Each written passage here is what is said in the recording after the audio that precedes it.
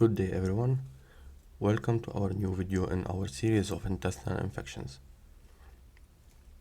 In today's videos, we will be talking about typhoid fever, paratyphoid fever, and typhoidal fevers.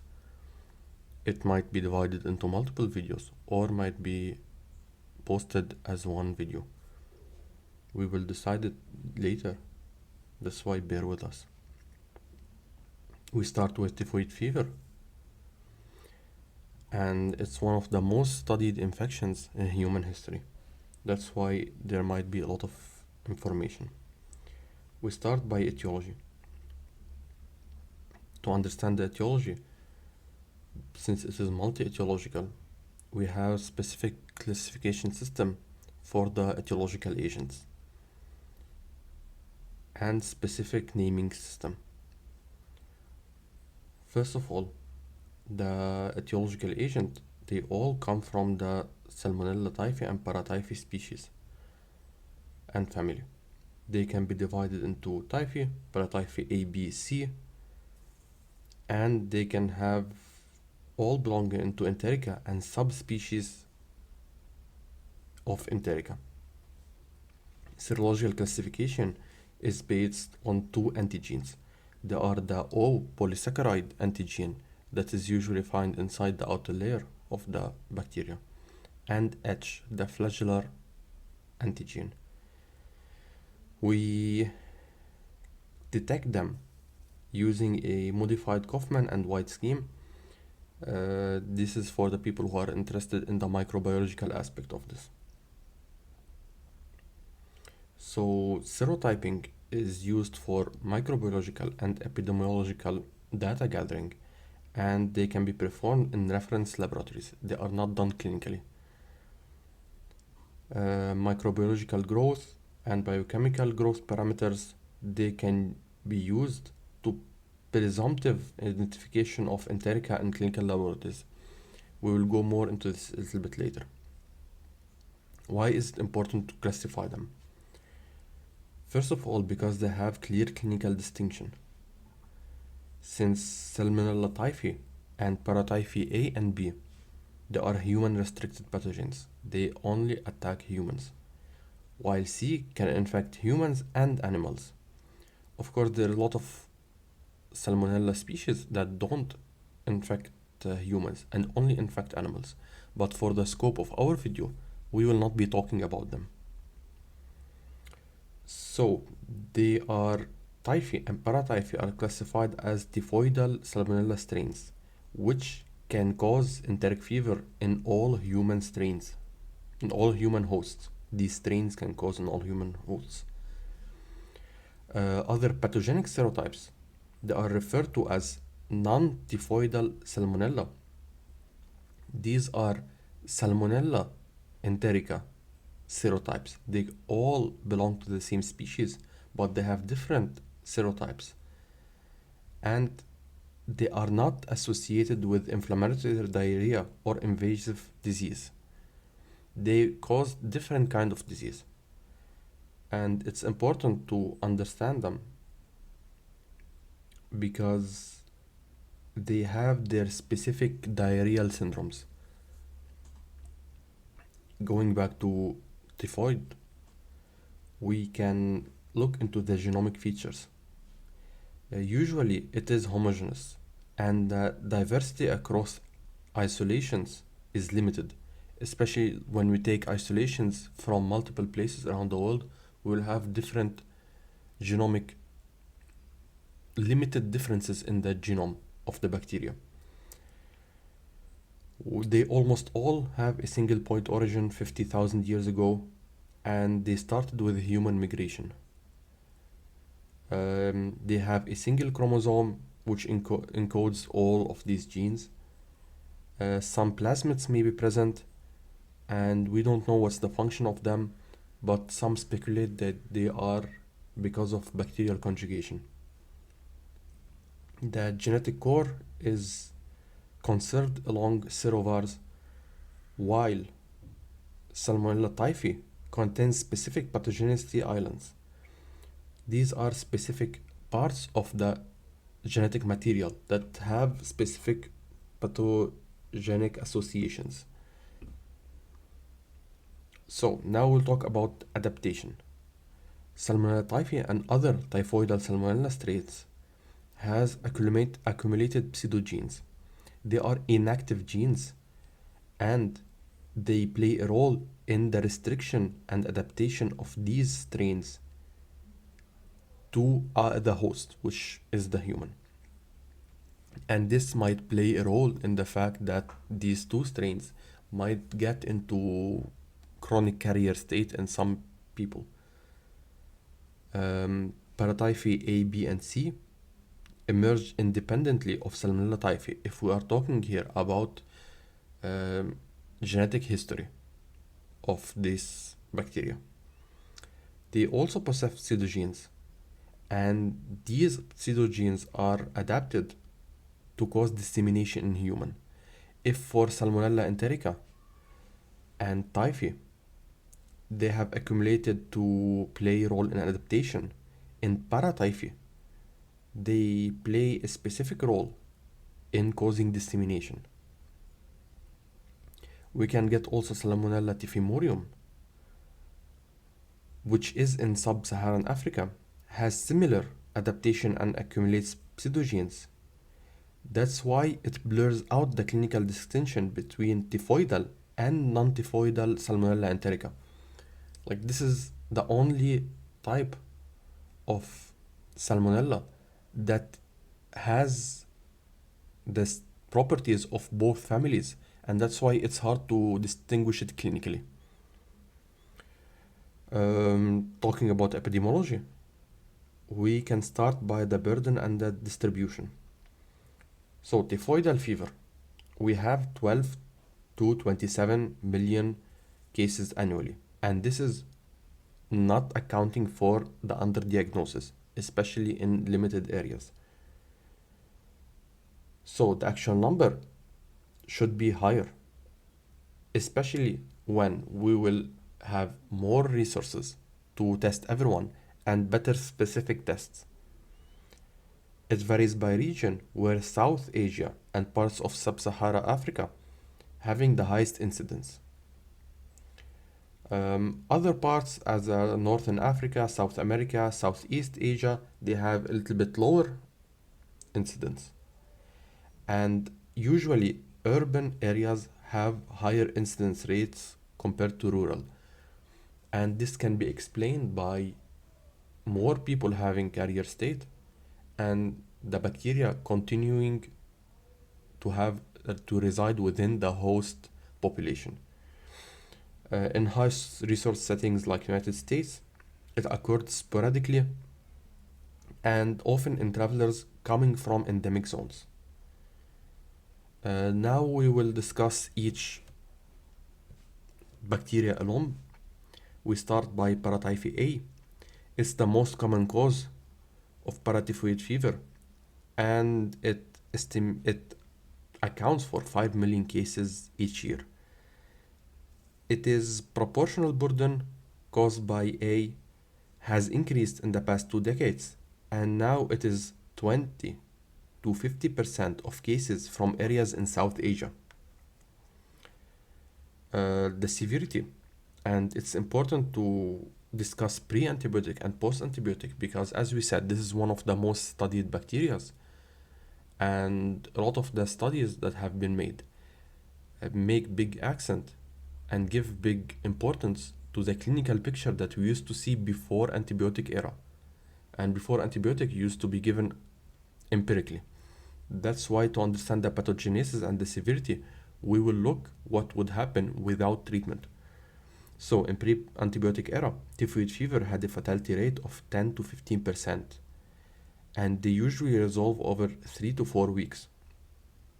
Now the mortality rate is less than 1%, with limited data of course, and in hospitalized patients, it can range from 0 to 15%, with most of the reports coming around 2%.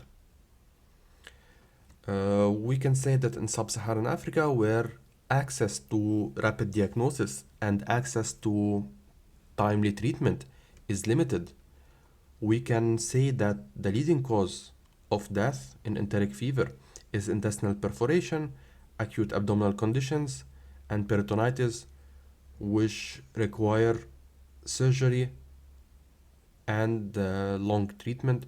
They are the leading cause of death within within enteric fever, which is in contrast to other diarrheal disease where dehydration and hypovolemic shock is the main cause.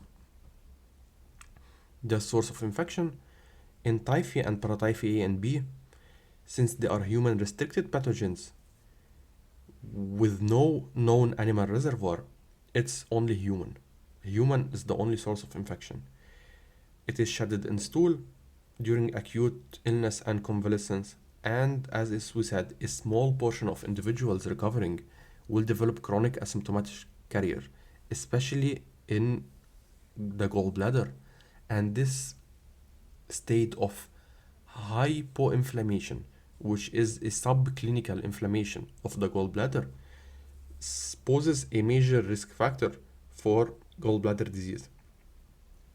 So these people can shed bacteria in stool or urine for more than a year, and it's higher in adults because usually kids have a full cycle of getting sick, getting immune reaction, and recovering, while adults can get into some kind of tolerant state for these bacteria where the immunity will work, but enough to suppress the bacteria but not to eliminate it. Mode of transition, as with almost all other bacteria, is typhoidal salmonella infection, also is by water and fecal oral. Most probable cause and way is when feces contaminate water, water is ingested not without being properly managed, and that's how the waterborne transmission is the most likely route of transmission. And the majority of cases, the genetic tests done on the bacteria of multiple cases can prove this point. Foodborne transition can contribute to large epidemics and direct person-to-person transmission, but they are less common. The least common is person-to-person transmission.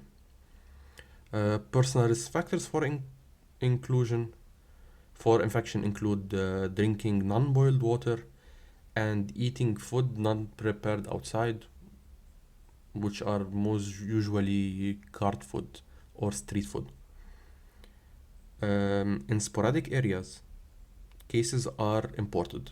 There are tourists who eat food in carts and in street food in endemic areas and then come back during the incubation period and start getting sick in their own countries. So, travel-related enteric fever is higher among travelers visiting friends or relatives. Is also common because friends and relatives know these small areas, these small local areas, and their immunity has better adapted to the local endemic percent. And that's why when a person is traveling to his friends and relatives, the guard will be let down and the person will be more likely to eat food that he wouldn't have eaten if he was only traveling as a tourist. Transmission among laboratory staff and their families has been documented, and sexual transmission has been documented. What's the mechanism exactly? I have no idea. Why you have emergence of pandemic Salmonella typhi? The answer is in the title. It's because of antibiotic resistance. The first antibiotic used to treat Salmonella infections used to be chloramphenicol, and the resistance started being observed as early as 1950, 2 years after the introduction of this antibiotic. This widespread dissemination of resistance strains occurred in the 70s. Usually it is induced by INCHY1 plasmid resistant. This is a plasmid that helps the bacteria and kind of shields it from all of the listed antibiotics like ampicillin, TMP, TTP, chloramphenicol, sulfonamides, and it all became common in the 1980s. And it used to be classified during that time as MDR. Then we switched into nalidixic acid. And soon after, we saw resistant strains and decreased susceptibility even to fluoroquinolones in the 90s. Now, most of the isolates from South Asia have reduced susceptibility and heightened resistance to fluoroquinolones, and this might be attributed to random prescription of antibiotics in patients with no clear indication, or patients with chronic carrier disease getting treated for other disease by random antibiotic prescription. So ciprofloxacin is less common, the resistance to ciprofloxacin is less common and more sporadic. That's why it's now the drug of choice. The use of high-density genotyping, including whole genome sequencing, have aided in the understanding of transmission and evolution of Salmonella typhi. The expansion of the haplotype H58. This is a fluoroquinolone resistant haplotype.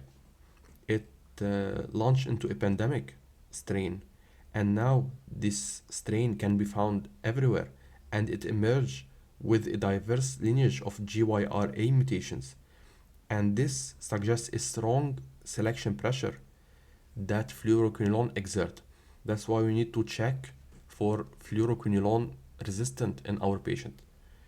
This information might look like clinically irrelevant, but now during this time we are seeing the latest wave of shift where our drugs are not working anymore. Usually we use fluoroquinolones, but now we must start using it after testing for resistance. And the next choice will be cephalosporins, third generation, and you also started finding reported resistance. So we get to host factors and how these factors might help us understand who is more susceptible to infection. So historically, it affected school-aged children and young adults, but recent surveys have shown a high incidence in young children as young as 5 years old. It may be responsible for 75% cases of bacteremia in highly endemic areas. In highly endemic areas, bactericidal antibodies against Salmonella typhi and anti-capsular, which is VI antibodies, increase significantly during the first decade of life. That's why we are seeing more people getting sick before the first 5 years. In less endemic areas, the median age of patients with typhoid fever increases, suggesting that acquired immunity may influence the age distribution in patients. The protection from a single episode of infection is limited. This is demonstrated by frequent relapses and recurrence of infections among patients who have recovered from typhoid fever. And we are talking here about confirmed typhoid fever. While invasive non-typhoidal salmonella infections are more common in individuals compromised by extremes of age, malnutrition, immunodeficiency, or genetic risk factors. There is no clear association between host risk factors and susceptibility to enteric fever. Certain genes such as TLR4, cystic fibrosis, SFTR, and specific HLA types have been associated with susceptibility to typhoid fever, but this have not fruited clinically yet.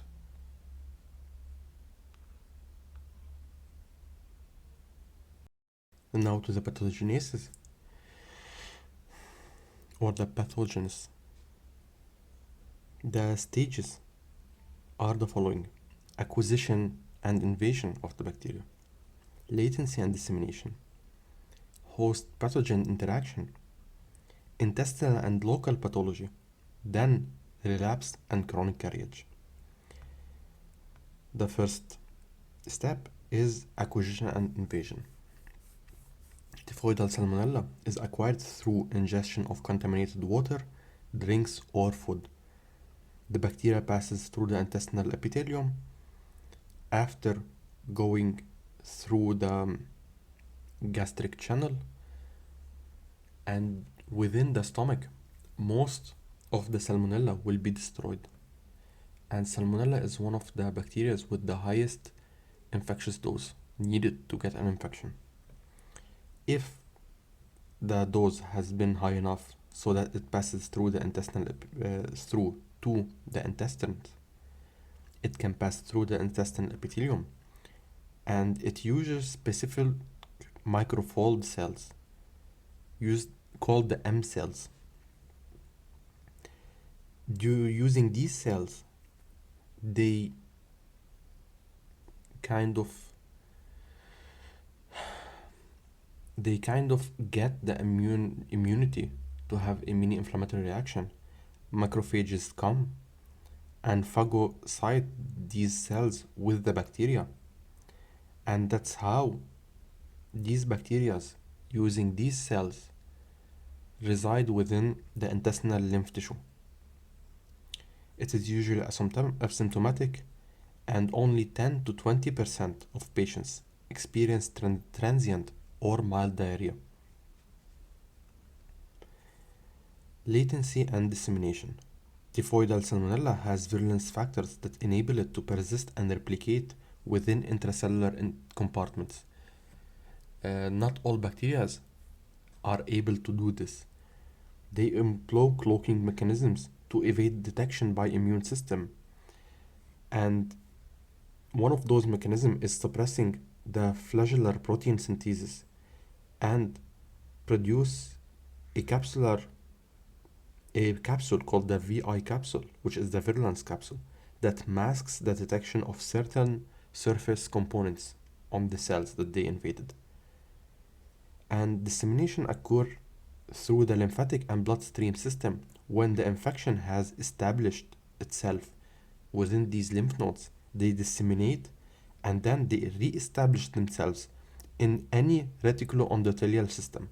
As we know, this is intestinal lymphoid tissue, spleen, liver, bone marrow, plus gallbladder. So it's reticuloendothelial system plus gallbladder.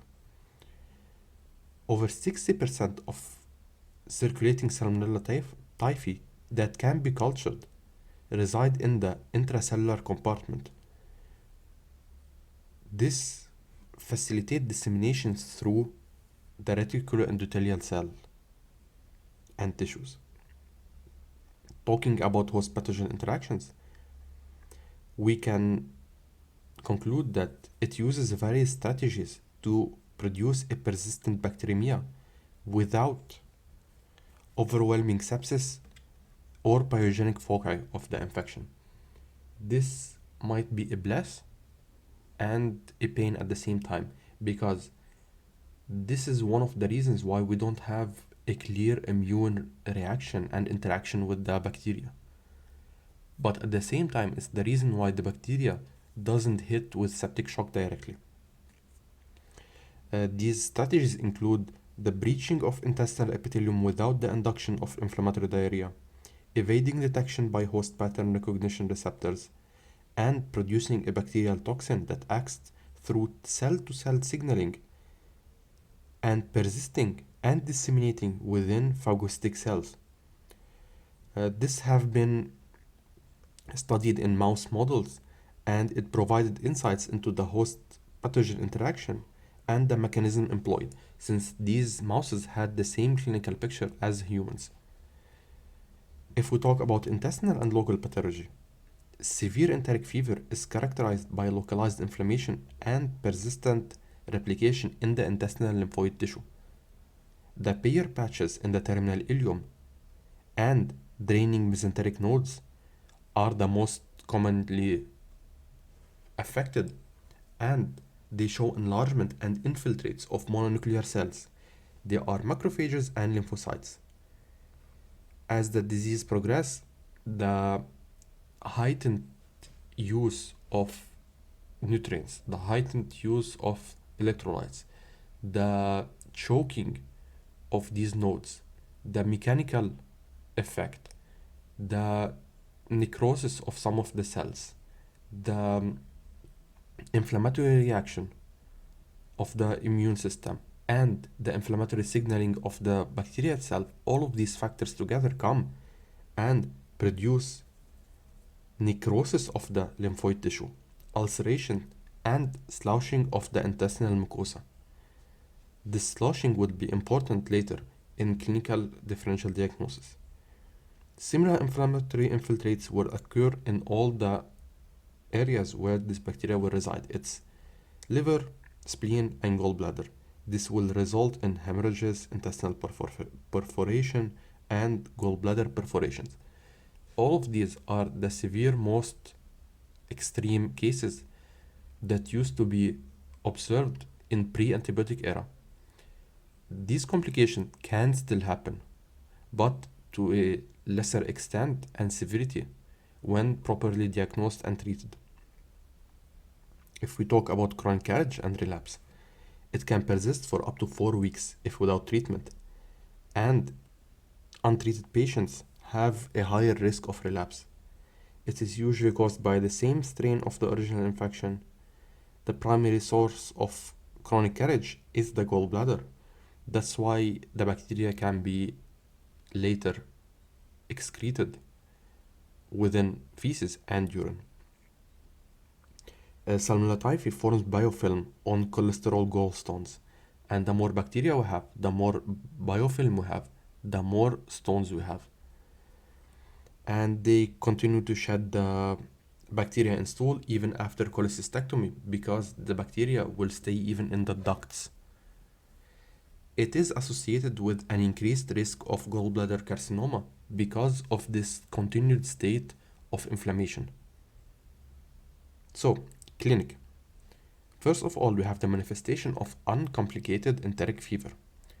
We have the non-specific symptoms, which are fever, headache, cough, nausea, vomiting, constipation, and diarrhea.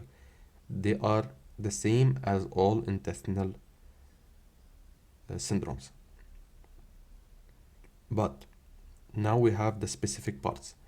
The fever is gradual with onset and increases over the first week of illness. This is because the first week is usually the dissemination phase. And as the dissemination starts, we will start having more and more fever. We can have early flu-like symptoms like headache, anorexia, myalgia, and malaise, but usually they are more related into the intoxication syndrome. The mild confusion and non-productive cough can be because of water electrolyte disbalance. Abdominal complaints are diarrhea, constipation, and abdominal pain. Physical findings are relative bradycardia, mild abdominal tenderness, and hepatomegaly, splenomegaly, white and yellowish brown coating on the tongue. These all can be explained by the pathogenesis and the life cycle of Salmonella itself. The clinical manifestations of severe enteric fever is over the first week, we have progressively increasing fevers. The abdominal pain is moderate. We have hepatomegaly and splenomegaly, and we have higher risk of complication. The toxic appearance of the patient will be explained by the bacteremia, by the necrosis of the lymph nodes, and by the inflammatory reaction. So, GI complications of typhoid fever are the following: intestinal hemorrhages, and they occur up to 10% of hospitalized patients.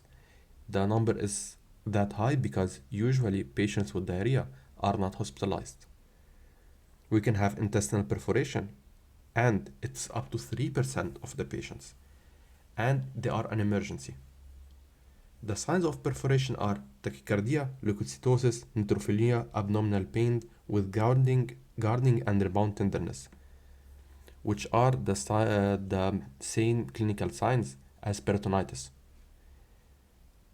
And we should look at those really well because these are the symptoms of pre-shock. Any patient with salmonellosis or typhoid fever who presents with the following symptoms should be directly examined for perforation to exclude it. Perforation usually is excluded by doing a barium contrast X-ray, or if it's not available, they can be percussed. We can have air in the abdominal cavity. We will see the patient in almost pre-shock situation. The radiographic evidence of pneumoperitoneum in perforation is up to 50% of the patients. Other complications might be neurological complication like encephalopathy, transverse myelitis, meningitis, Guillain-Barré symptom, and these happen when some of this disseminated bacteria have direct effect on these areas or indirect effect through the toxicity. It is common in severe enteric fever, especially when the patient is getting dehydrated, has really big risk factors, and it starts with confusion and apathetic effect. When the patient gets into encephalopathy stage, it is a poor prognostic factor. In kids, seizures are more common and also are associated with increased mortality. We can have metastatic pyogenic complications, but they are rare. But one of the things to remember is that patients with some types of anemia might have salmonella osteomyelitis. So if we have a patient who is anemic, especially with sideroblastic anemia or other types of anemias, and gets salmonellosis, we should monitor this patient. Diagnosis. The laboratory diagnosis of enteric fever is challenging. The current tests are serologic and molecular, but they have limitation in sensitivity and specificity. Each physician should contact his own laboratory to know which tests they do. So usually when the patient is suspected with enteric fever, we don't wait for the diagnosis.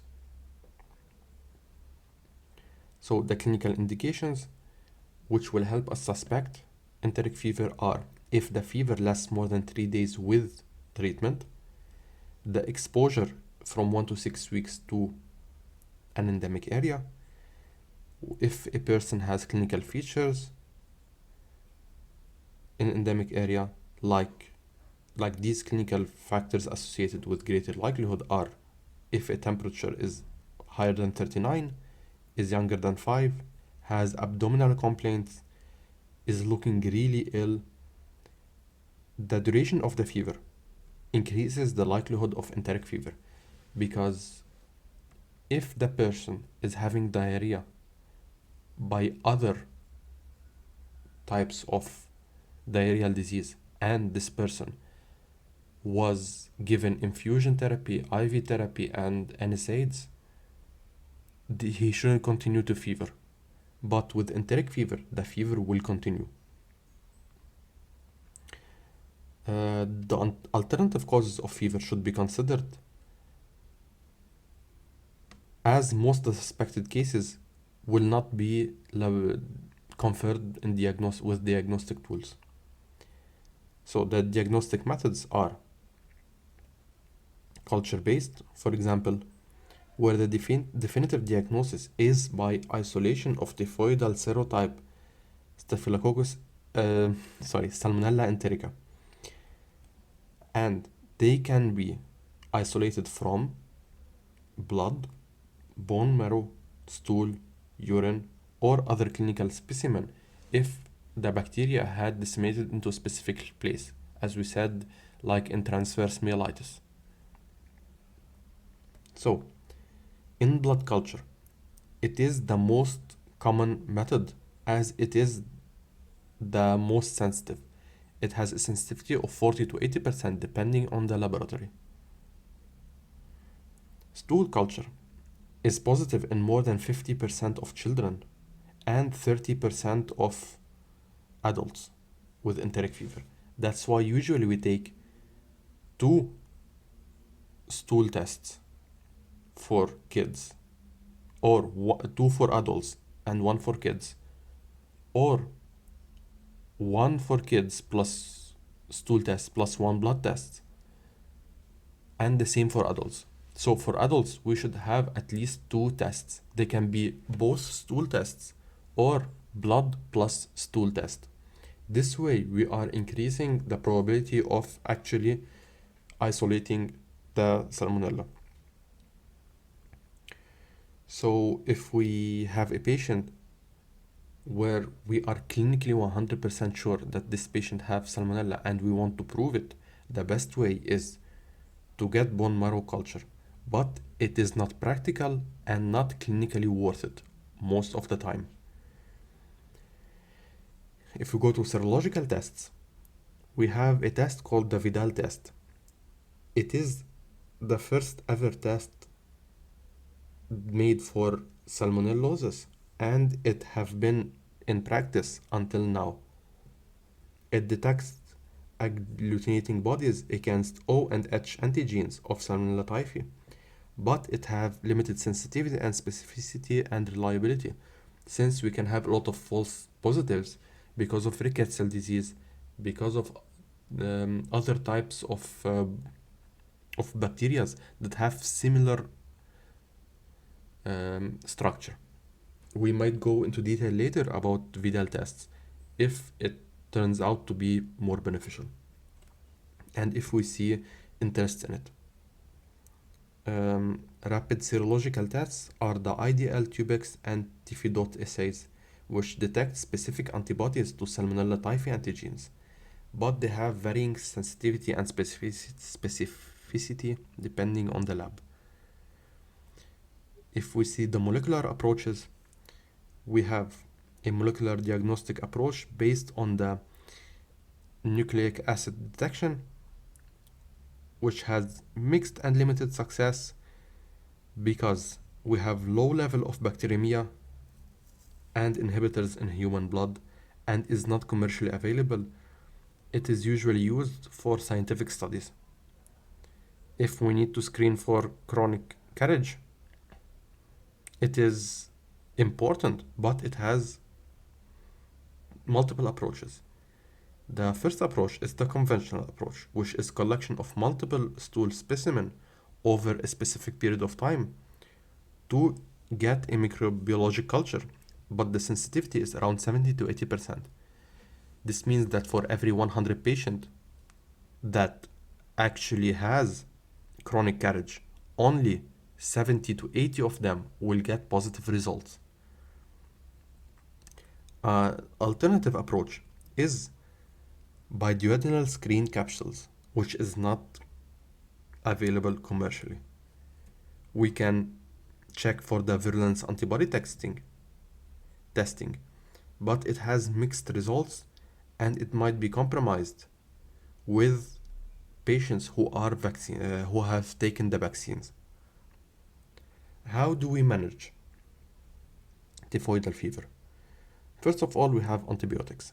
This is one of the rare diarrheal disease that need antibiotics. It reduces the mortality rate from 10 to 15 until 1%. How do we know this? Because most of the data that we have on enteric fever is in the pre-antibiotic era, and now the new data gives us that it's less than 1%.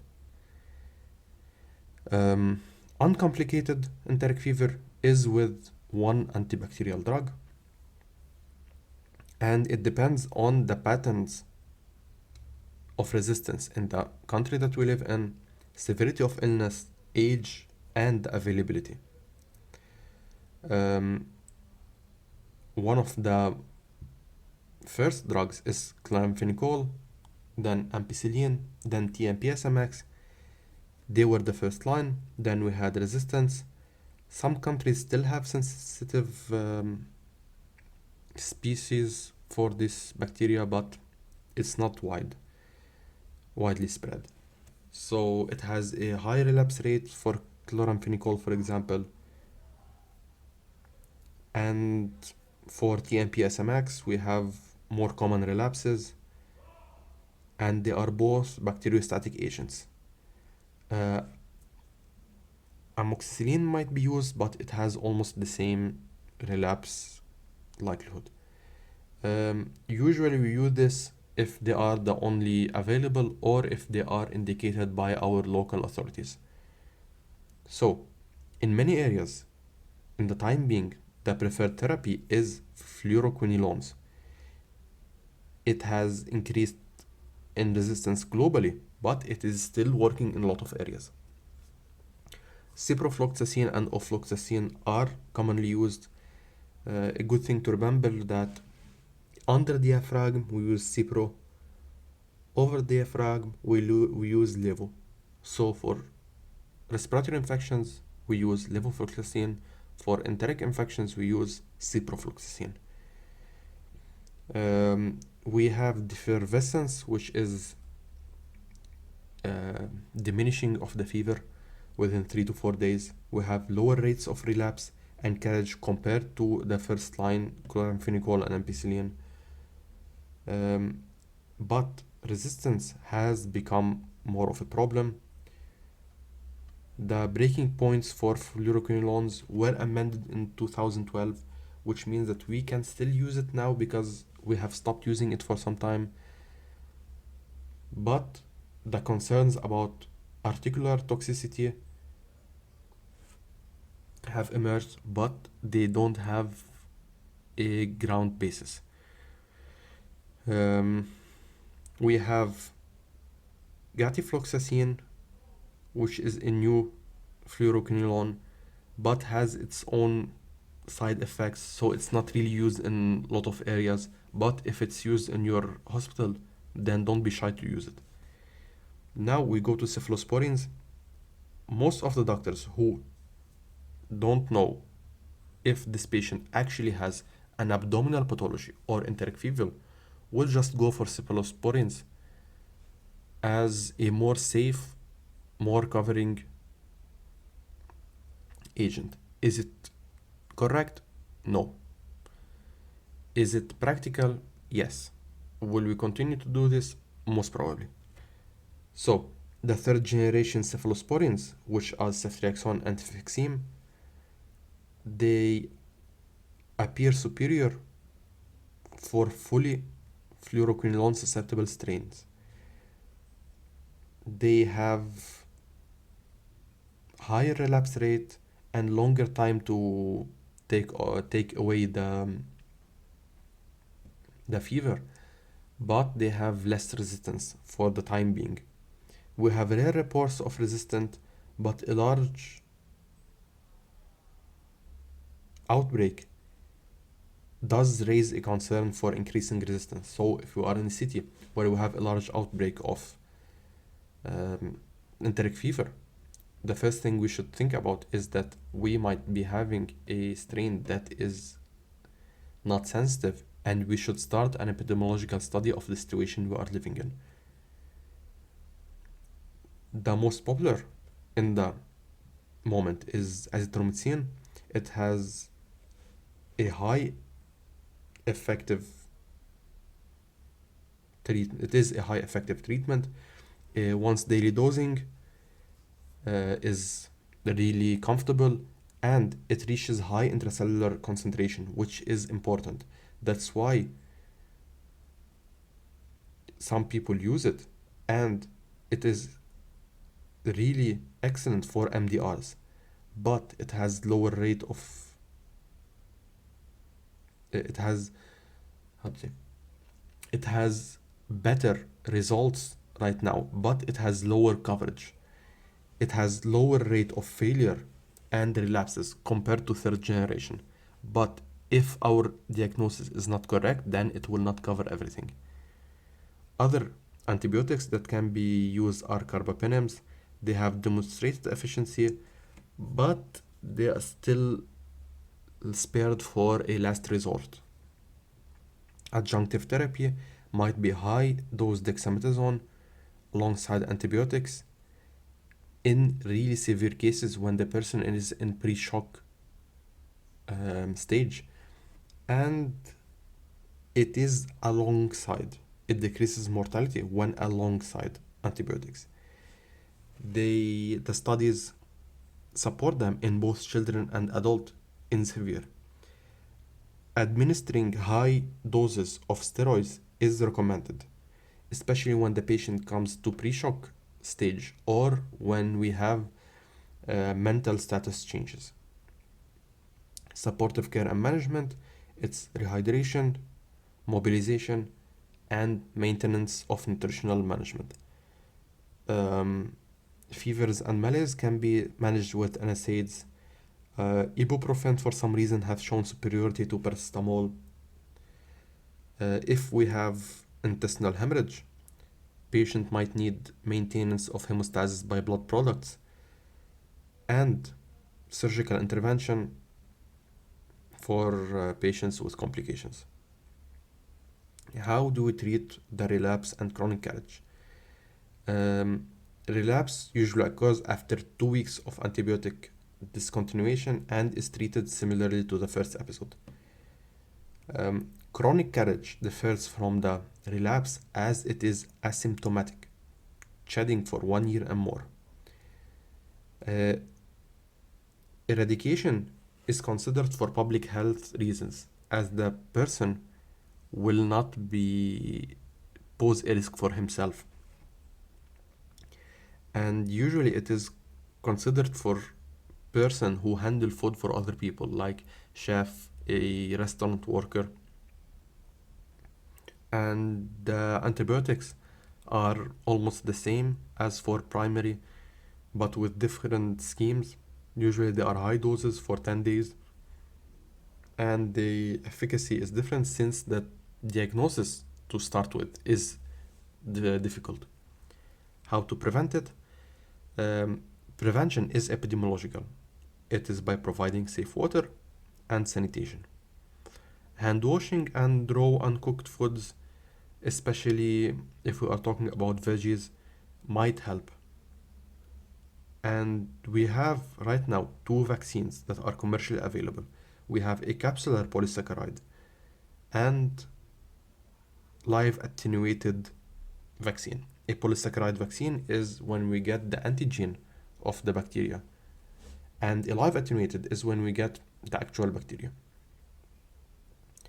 The vaccination programs are recommended in high incidence or high antimicrobial resistance settings, and they have limitations, which is limited immunity in young children, and we have lack of cross protection against other causes of enteric fever, and the efforts to limit the role of carriers is more helpful than vaccine. And now we have finished from typhoid fever. And now we'll start with typhoidal fever. Typhoidal fever is a term used to describe a group of non-salmonella infections that share similar clinical features with typhoid or enteric fever. So, clinically they are similar, but etiologically they are not. They are characterized by prolonged fever and non-specific systemic symptoms. And these infections can mimic typhoidal fever.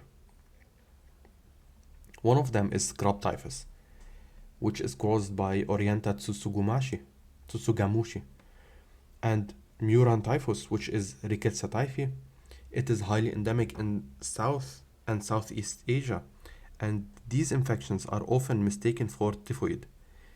We have African tick bite fever, which is also Rickettsia, but Rickettsia africae, which is common in sub-Saharan Africa, and a cause of non-specific febrile illness.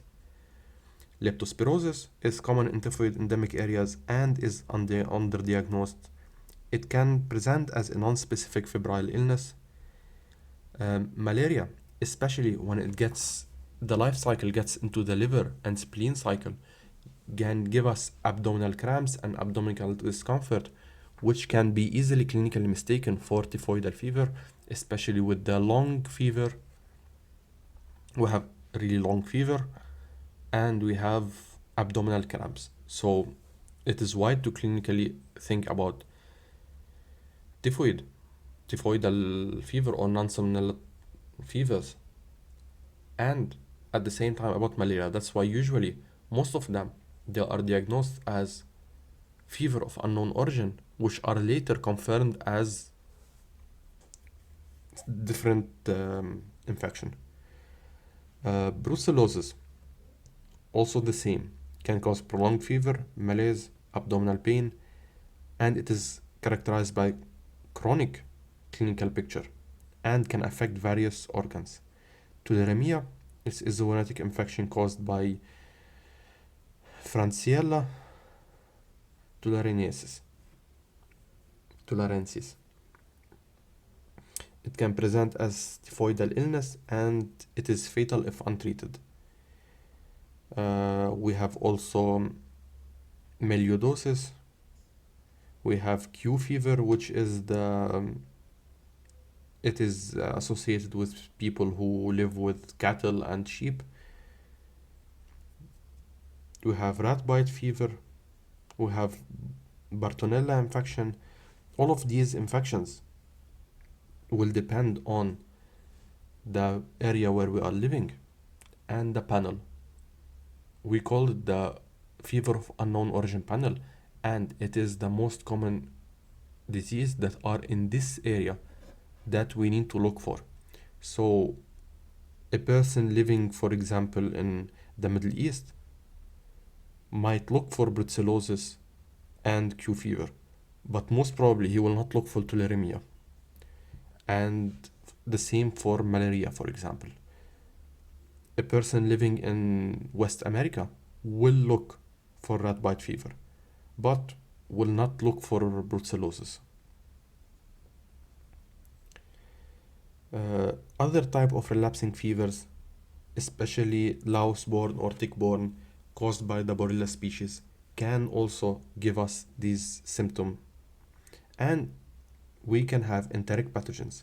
These are infections caused by Yersinia enterocolitica, Campylobacter fetus, Campylobacter jejuni, which can mimic enteric fever, especially with the prolonged fever, and the Yersinia pseudotuberculosis. These we call them zoonosis. Now to the differential diagnosis of typhoid versus typhoidal fever. First of all, we should look at epidemiological risk factors. We should assess the relative local prevalence of invasive, non-typhoidal salmonellosis, malaria, and other febrile illnesses. We should take into account the type and timing of the exposure. Clinical presentation. Usually enteric fever patients present with prolonged or relapsing fever. Acute febrile episodes in resource-limited areas or fever with abdominal symptoms should make us suspect. That's why it's not a clinical diagnosis. We should evaluate the duration and the magnitude of fevers, the type of abdominal symptoms, the signs, and the laboratory features at the time of clinical presentation. All of these will give us hints. Hint over hint over hint will guide our clinical opinion about these patients. Since we have a big differential diagnosis with limited specificity of our tests, all these patients should be treated according to a mix of local protocols and clinical thinking. And most of our patients will have enteric fever that we will not diagnose, and some of them will think that they have enteric fever, but they will turn out to have something else. But one thing will just bring them all together is the presence of fever with unknown origin. So the bacteremia associated with non-Typhoidal salmonella will help us in this hinting game. Febrile gastroenteritis is the most common manifestation on NTS. Prolonged fever and bacteremia occur, especially in immunocompromised individuals with cell-mediated immunodeficiencies or with concomitant malaria. So our patient can have malaria and salmonellosis, which increases the risk of bacteremia. So NTS bacteremia is a significant cause of mortality in young children and AIDS patients in sub-Saharan Africa. They can lead to abscess formation, and it is a major cause of aortic atheroma seeding, mycotic aneurysm formation, and prolonged bacteremia. This is to differentiate it with typhoid fever, because in enteric typhoid fever, the abscess formation is kind of rare. So individuals with sickle cell disease and those with schistomiasis are at increased risk of prolonged and invasive NTS, and they can even go to osteomyelitis, what we talked about a little bit earlier.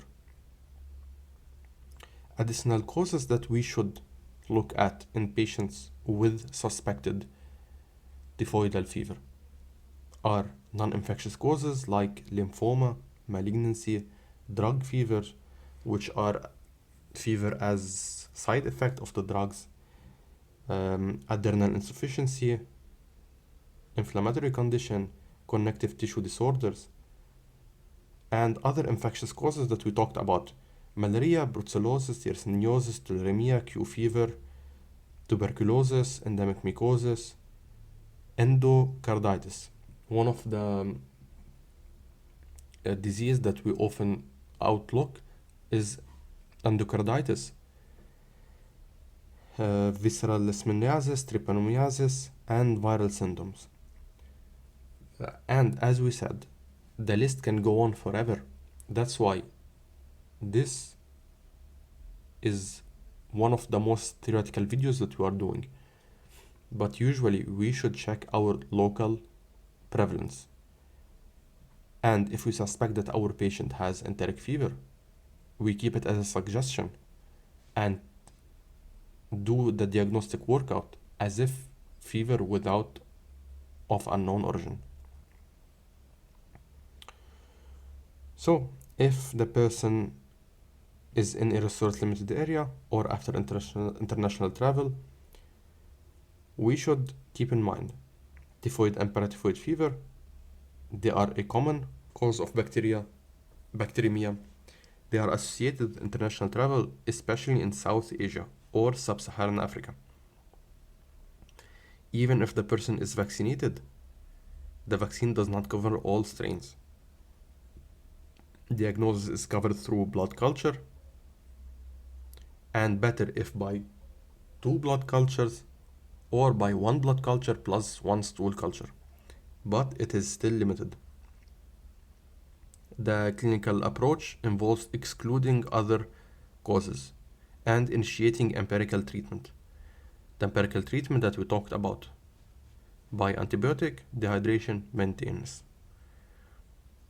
The other possible causes of acute febrile illness, there are urinary, reproductive, respiratory, intestinal, other disease with systemic infection, other viral causes which has an incubation period of less than a week of onset.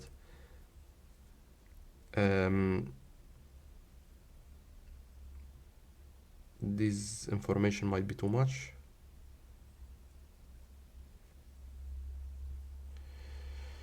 So, as we said, blood culture can help confirm the infection. And now, one of the conditions that we differentiate from enteric fever and typhoidal fever is adenitis or ileocystitis, which is the inflammation of the ileum and the cecum. It is important to differentiate them from appendicitis or abscess formation or diverticulitis, because these patients don't need surgery. And these are one of the main reasons for unnecessary appendectomies. So, if we start by mesenteric adenitis, it is caused by zoonosis, which is Yersinia enterocolytica and Yersinia pseudotuberculosis. They are more commonly reported in Europe, and especially in Eastern Europe and in the eastern parts of the Asian continent, especially the east northern parts. And they include fever, abdominal pain, vomiting, and diarrhea, which is almost the same as we talked before. Ingestion of undercooked or uncooked pork and pork-related products such as chitterlings will increase the risk. Prolonged fever will occur. Septicemia can complicate intestinal yersiniosis, especially in individuals with certain risk factors such as iron overload, immune deficiencies, cirrhosis, and alcoholism. Other infectious causes of mesenteric adenitis include tuberculosis, MAC infection, which is Mycobacterium avium complex, especially in individuals with AIDS, Talaromyces, which is a infection caused by the same fungus that produces the penicillin, which is Penicillium, in children with HIV in Southeast Asia, and some viral infections like EBV and parvovirus and adenovirus. This is one of the main causes of inappropriate treatment of adenitis when it is treated as a salmonellosis, and later we will confirm it by laboratory testing that it was viral all along. If we go to ileocystitis, it presents with fever, abdominal pain, but the pain is more localized to the right lower quadrant and will show signs of bowel obstruction. It can be mistaken for appendicitis, and some non-infectious cause will be Crohn's disease or ulcerative colitis, and the infectious causes include intestinal yersiniosis, tuberculosis, histoplasmosis, and amoebiasis, especially if you have an inflammatory mass, and we can have diverticular abscess, or we can have inflammation of the appendix. Other causes may include schistosomiasis, and especially if we have an inflammatory mass, we can have intestinal actinomycetoma, especially with a drainage fistula, and we can have intestinal tapeworms that can give us the same clinic, but with peripheral eosinophilia. Talking about abdominal pain and peripheral eosinophilia. We have multiple etiologies, and these patients will show like a light, mild version of enteric fever, but that cannot be treated with antibiotics. So we can have fascioliasis. I forgot the F in here.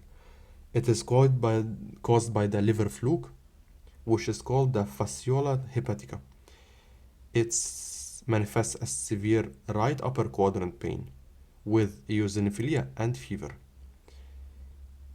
It can be misdiagnosed as pyogenic hepatic abscess or drug reaction. It is by ingestion of aquatic plants such as fresh watercress, and imaging studies may reveal migratory hepatic lesions. Usually, this is done when we do ultrasound, multiple ultrasounds in the span of a month, and we see that these lesions are moving. It is based on clinical recognition and serological assays. We can have visceral larva migrans. It can be caused by Toxocara canis, which is the dog roundworm, or the Toxocara cati, which is the cat roundworm. They are migratory worms, and when they get to the viscera, which is not often, they can cause abdominal pain, fever, eosinophilia, and hepatosplenomegaly. It affects very young children, 2 to 4, and it's also clinical and serological testing. We should suspect these infections and also have a panel of such infections depending on the area that we live in when we have a patient with a clinic of enteric fever but with eosinophilia. We can have trichinosis, which is caused by the roundworm Trichinella spiralis. It is present with fever, eosinophilia, edema, myositis, and abdominal pain. And the diagnosis is almost the same. And we can have angiostrongylialis, which is a helminthic disease caused by the hookworm. And it can be caused by schistomiasis, which is the pinworm. And it presents with abdominal pain and eosinophilia and affects children in the right lower quadrant area with pain, which is often described as appendicitis, and the patient will go into unnecessary surgery. It is in areas of Latin America mostly. And we can have other types of disease that mimic this, like esosporiasis, especially in HIV infected people. We can have in Churg-Strauss eosinophilic angiitis and other autoimmune disease. All of these can give us the same clinical picture. This was all for today's video. It was a really big video, a little bit less clinical than the other ones, since these infections have their own specificities. So, hope it was beneficial, and see you in the next video.